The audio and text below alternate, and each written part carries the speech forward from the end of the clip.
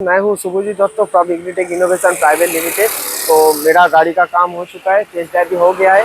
चलिए जानते हैं गाड़ी का चेंजेस क्या क्या हुआ है, फीडबैक क्या क्या जानते हैं। चलिए। तो हेलो सर। हेलो। तो सर थोड़ा आपका नाम बताइए। मेरा नाम नीलाद्री मुखर्जी है। तो अच्छा, आप कहाँ से?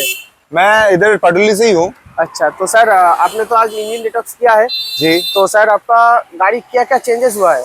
गाड़ी में बहुत चेंजेस आया है। फर्स्ट ऑफ ऑल जो इंजन नॉकिंग था वो कम गया है। अच्छा। गाड़ी का जो फ्लो है, एयर इनटेक का फ्लो है, वो बहुत बढ़िया हो गया है। गाड़ी चला के आपको समझ में आ जाएगा कि कितना बढ़िया हो गया है, मतलब आफ्टर द प्रोसेस। और सबसे बढ़िया बात था 30 मिनट का काम था और गाड़ी का लाइफ इतना अच्छा हो जाएगा ये नहीं मालूम था। ठीक है, तो बहुत बढ़िया सर्विस था और ये चीज तो बहुत बढ़िया हो गया। गाड़ी बहुत दिन तक चला सकते हैं अभी तो लोग। Thank you sir. तो वेलकम। आप ये इंजन डिटॉक्स करके सेटिस्फाइड है? एकदम बहुत सेटिस्फाइड है। Thank you. वेलकम। काटो।